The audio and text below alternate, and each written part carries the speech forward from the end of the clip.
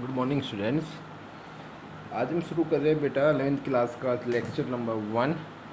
आज से 11th class के ट्यूशन की स्टार्ट होता है और इसके रिगार्डिंग मैं सबसे पहले आपके साथ डिस्कस करना चाहूँगा जो हमारा आज का लेटेस्ट सिलेबस है फिजिक्स का 11th क्लास का। First we will discuss about it, then we will go further. तो जैसे आप देख रहे हैं वीडियो में कि आपके पास 11th क्लास में कितनी यूनिट्स है बेटा? 10 यूनिट्स है। There are how many units? 10 units, 1 to up to 10, and in the 10 units there are 15 chapters. Chapter 1 2, then there are 15 chapters. The total number of periods in the complete year is 160 and you have to give exam of 70 marks.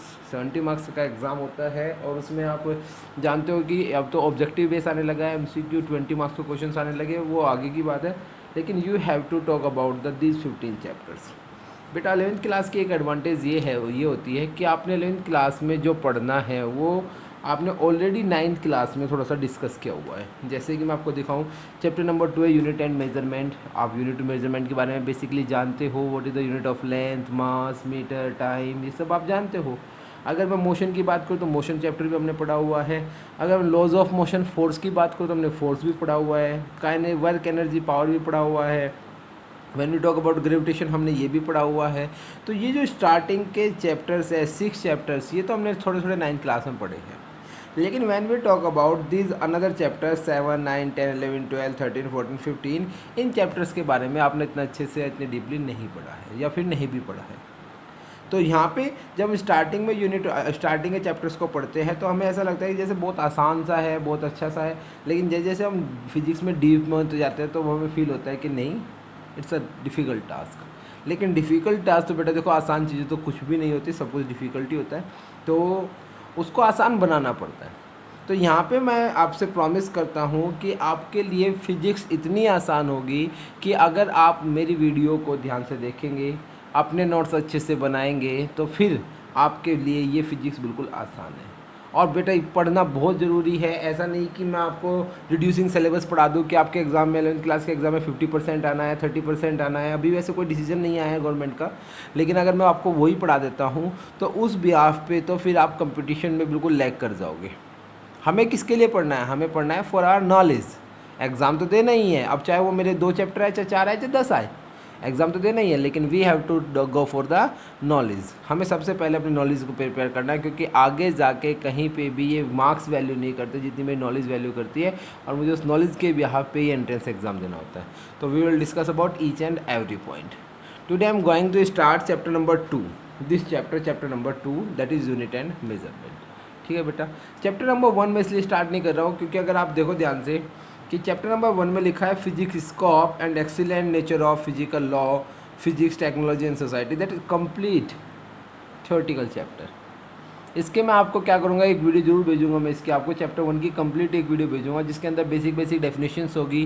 What is the definition of physics, what is the definition of science, what is the need of physics, what are the scope of physics, ये सब चीज़ें उसके अंदर होगी।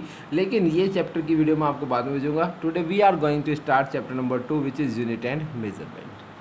Unit and measurement के basic topics करते हैं। इसमें भी यूनिट एंड मेजरमेंट में बहुत फंडामेंटल चीज़ें हैं, उसकी हम बात करेंगे आज और फिर आगे चलेंगे, ठीक है ना। तो आपको सबसे पहले अपनी कॉपी के अंदर ये जो हमारा सिलेबस है ये आपको नोट डाउन कर लेना है। कितने नंबर ऑफ पीरियड्स है, मार्क्स है, टोटल ये सारी चीज़ें आपके पास होनी चाहिए। आपको चैप्टर्स के नाम वगैरह सब अच्छे से पता होने चाहिए। स्क्रीनशॉट लीजिए और अपनी कॉपी में नोट डाउन कीजिए, ठीक है। चलिए जी, now we are going to start what chapter? Chapter number 2।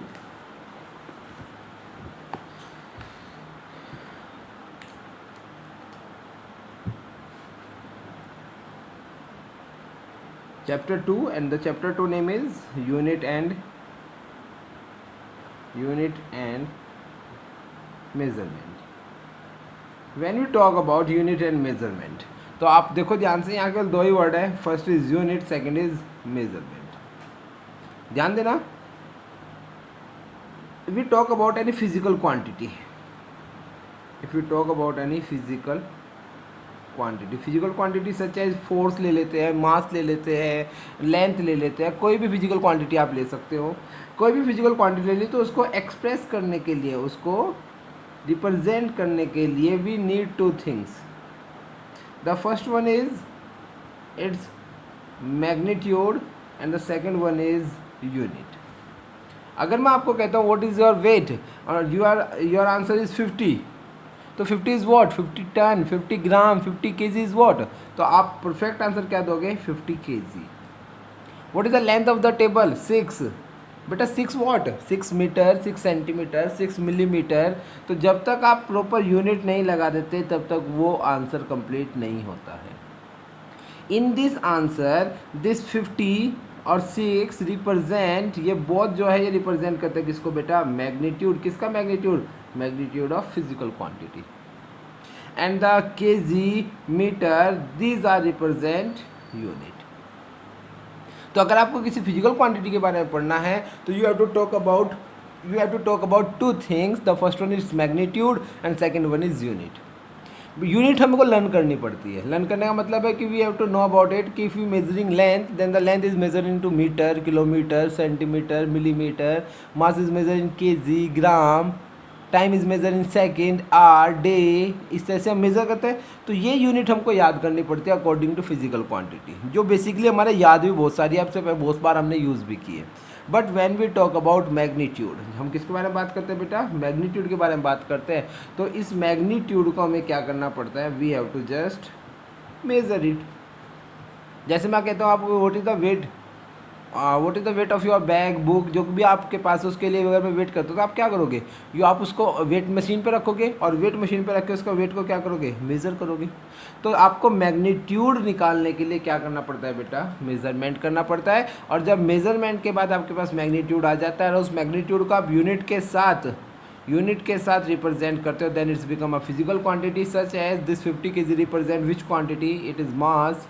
6 metre represent which physical quantity, that is length. As same अगर मैं कहता हूँ 10 न्यूटन, इट रिप्रेजेंट फोर्स। तो these are the examples of physical quantity, and to represent physical quantity we need two things. First one is magnitude and second one is unit. Unit we have to learn, but the magnitude we can measure by measurement method. Measuring methods क्या है वो बात की बात अलग है, लेकिन we have to both things, magnitude and unit के लिए हमें दोनों की बात करनी पड़ेगी। अच्छा, एक और चीज़ है, आप कैसे पढ़ोगे, जैसे मैं पढ़ा रहा हूँ इस चीज़ को आप कैसे पढ़ोगे, तो आपको पढ़ना कैसे है बेटा, इस बात को भी क्लियर कर लीजिए कि आप वीडियो देखते हो तो वीडियो में आप ईयरफोन लगाइए, ईयरफोन लगा के आप वीडियो को देखिए। नंबर 2, जब आप वीडियो देखते हो तो आपका ध्यान फेसबुक, व्हाट्सअप इन सब से अलग होना चाहिए। इन सब से आप अलग हो गए, बिल्कुल अच्छे से बैठ के पढ़ सकते हो, इन सब से ध्यान बिल्कुल अलग होना चाहिए। और आपके पास पेन कॉपी होनी जरूरी है। जो मैं आपको यहाँ लिखवा रहा हूँ, समझा रहा हूँ, you have to note it down it. आप इसके नोट्स बनाओगे, आप नोट्स बनाते हो, मैं आपको नोट्स सेंड करूँगा, ऐसी बात नहीं है नोट्स नहीं भेजूँगा, but you have to prepare your notes also. आपको अपने नोट्स भी बनाने हैं। यहाँ पे मैं आपको फिजिकल क्वांटिटी समझा दी क्या होती है, but the proper definition I will send to you. वो प्रॉपर डेफिनेशन आपको अपनी कॉपी में लिखनी है, अपने नोट्स को प्रिपेयर करना है। तो this is called what, this is called study, online study. ऐसा नहीं है कि आप बस वीडियो देख लीजिए डन, नहीं बेटा, आपको वीडियो देख के आपके नोट्स प्रिपेयर करने हैं। तो इसलिए मैं कहता हूँ अगर मैं आपको 15 मिनट की वीडियो भेजूँगा तो उस 15 मिनट की वीडियो में क्या होगा कि आपको कम से कम नोट्स बनाने में 15 मिनट तो वॉच करने में लगेंगे, लेकिन नोट्स बनाने में आपको 30 मिनट तो लगनी है, डबल टाइम तो लगना ही लगना है। तो अगर 15 मिनट की वीडियो आप देखते हो, 30 मिनट्स के नोट्स बनाने जाते हो, तो आपका कितने मिनट का टाइम हो गया बेटा, 45 minutes. And I think that 45 minutes for one subject is enough for a single day. तो आप ऐसे स्टडी करोगे तो बहुत अच्छी बात है, अगर आप ऐसे स्टडी नहीं करोगे तो फिर आपके ऑनलाइन क्लासेस का कोई फ़ायदा नहीं होगा। क्लियर बेटा, चलिए now we are going to start. हमने स्टार्ट तो कर ही दिया है, हमने अभी चैप्टर का मीनिंग समझा कि यूनिट एंड मेजरमेंट हमें क्या क्या पढ़ना है। तो मैंने आपको बता दिया कि अगर आपको किसी फिजिकल क्वांटिटी को रिप्रेजेंट करना है तो आपके पास दोनों चीज़ें होनी चाहिए, the first one is unit and the second one is magnitude. And magnitude कहाँ से आता है, तो मैग्नीट्यूड आपको मेजर करना पड़ता है बाय द मेजरिंग मेथड्स। आप मैग्नीट्यूड और यूनिट को साथ में लिखते हो तो क्या बन जाती है बेटा, कोई ना कोई फिजिकल क्वांटिटी जरूर रिप्रेजेंट करती है। अच्छा, फॉर एग्जाम्पल अगर मैं लिखता हूँ 10 वॉट, तो दिस इज़ वॉट, आप पहचान कर लोगे कि ये कौन सी फिजिकल क्वांटिटी है। What is a unit of power, तो that is a physical quantity power. अगर मैं यहीं पे लिख दूँ 600 जूल, तो आप एकदम पहचान कर लोगे what is this 600 joule, it means it is work, और you can say slash energy. तो जब आप ऐसे रिप्रेजेंट करते हो किसी फिजिकल क्वांटिटी को, आप इजीली क्या कर सकते हो बेटा, उनको आइडेंटिफाई कर सकते हो। तो 600 जूल किसको रिप्रेजेंट करता है, या तो वर्क को या फिर कौन सी को बेटा, एनर्जी को। तो these are the examples of any physical quantity. Now we are going to discuss more about physical quantity. So there are two types of physical quantity. There are two types of physical quantity. The first one is fundamental quantity, and the second one is drive quantity. Which quantity beta? Drive quantity.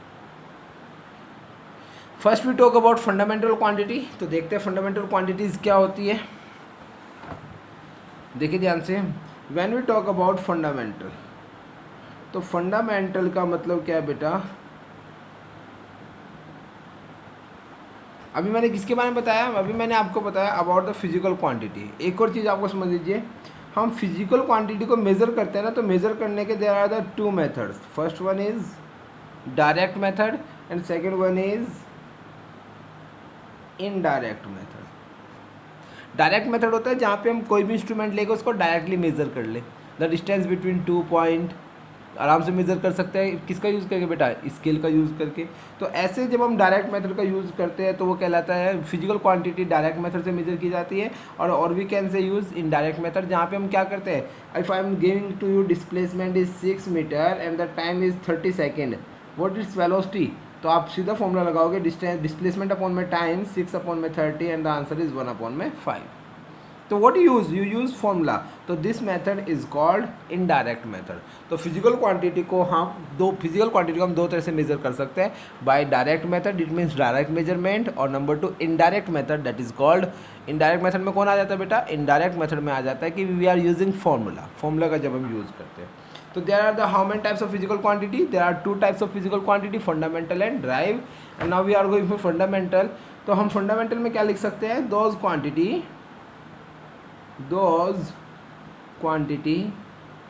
which measured directly. Those quantity which measured directly. Those are called fundamental quantity. और fundamental quantity बेटा ध्यान देना, they are only 7. कितने बेटा? वो 7. कौन कौन सी है? तो आपको ये भी याद करना है कौन कौन सी है. आपको ये भी याद रखना है कि दे आर मेजरिंग डायरेक्ट.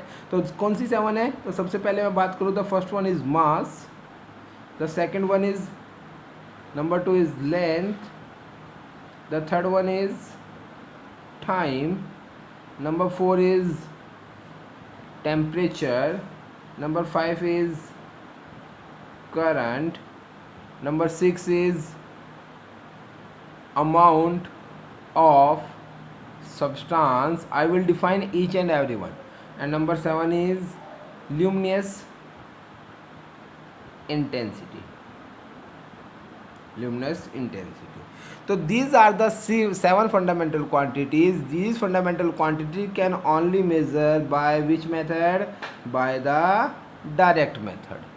और कोई इनका मेथड नहीं है. That's why they are called fundamental.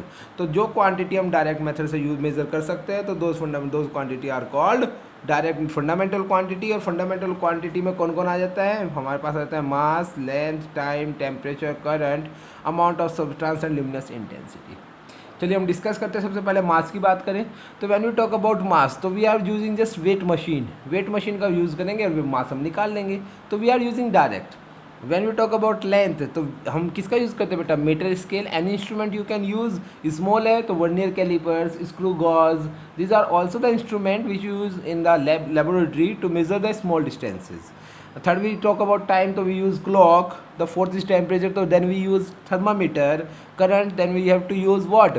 Current के लिए हम एमीटर का यूज़ करते हैं. And the amount of substance, तो आप अगर लैब में गए हैं तो आपने देखा होगा एक छोटी सी वेट मशीन होती है केमिस्ट्री लैब में, जहाँ पे हम मेज़र करते हैं मोल में. तो यहाँ पे मोल आ जाता है. मोल को हम मेजर करते हैं कहाँ? वेट मशीन में. सबसे स्मॉलेस्ट क्वांटिटी होती है. And the seventh is luminous intensity. This is also measure by galvanometer. Luminous intensity भी करंट से मेजर की जाती है, लेकिन it is measured by galvanometer and current is measure by ammeter. तो we are using this 7 quantity. We can measure this 7 physical quantity by direct method and that's why they are called fundamental. तो आपकी कितनी physical quantity आ गई बेटा? 7 physical quantity.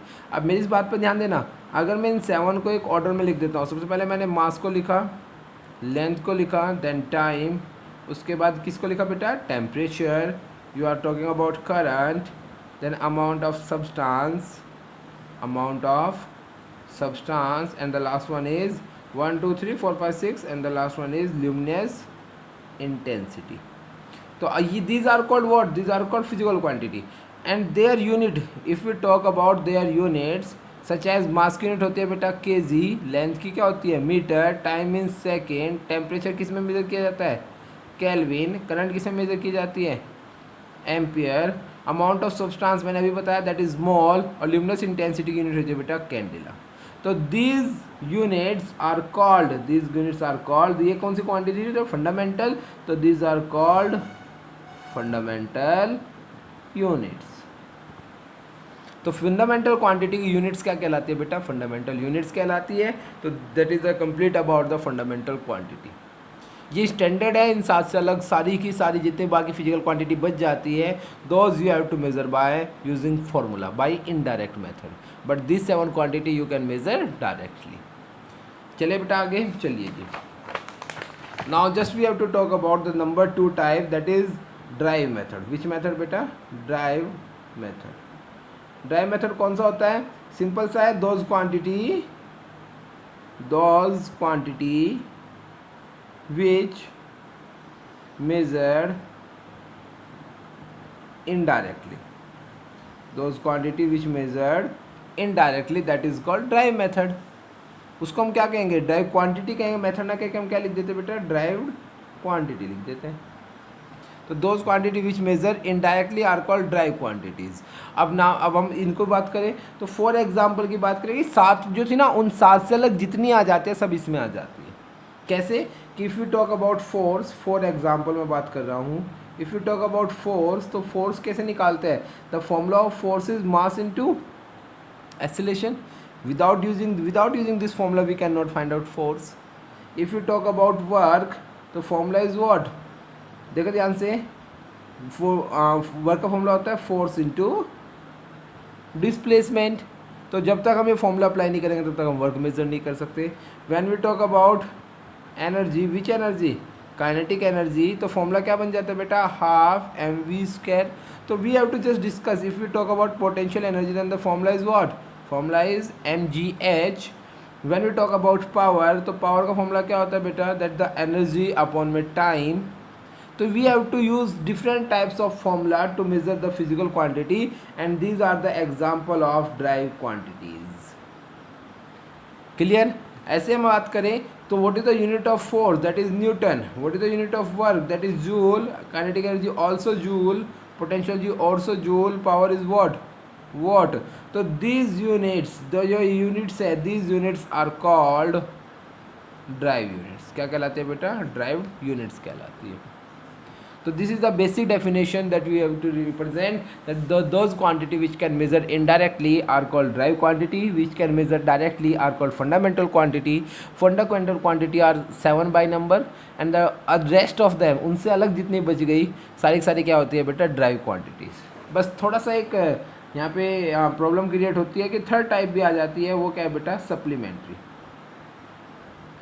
अब इसकी समझाता हूँ व्हाट इज सप्लीमेंट्री क्वांटिटीज.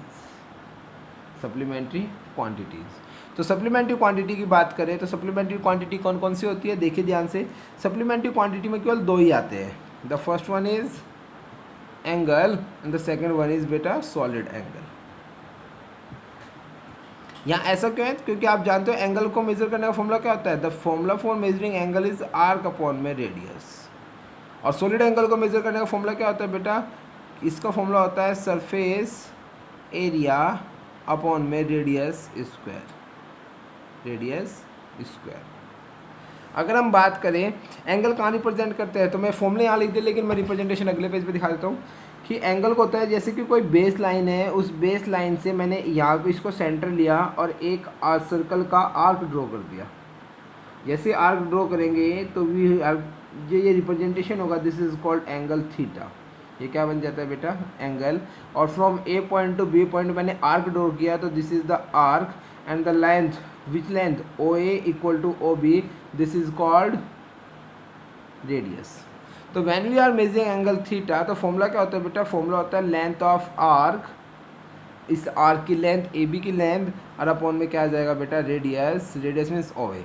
अब ध्यान देना लेंथ ऑफ आर्क भी किस में होगी मीटर में, रेडियस भी किस में होगी मीटर, मीटर से मीटर क्या हो गया कैंसिल. तो देयर इज नो यूनिट, इसलिए ये फंडामेंटल में भी नहीं आती ना ये ड्राइव में आती, but we are using unit for the angle. तो एंगल के लिए जब हम बात करते हैं तो उसकी ऐसी कोई फंडामेंटल यूनिट नहीं होती, ना ड्राइव यूनिट्स होती है, उसके लिए हम अलग से यूनिट देते हैं। तो unit of angle is what, SI unit की बात हम करें, स्टैंडर्ड यूनिट की बात करें, that is called radian, which is called radian. Clear है बेटा?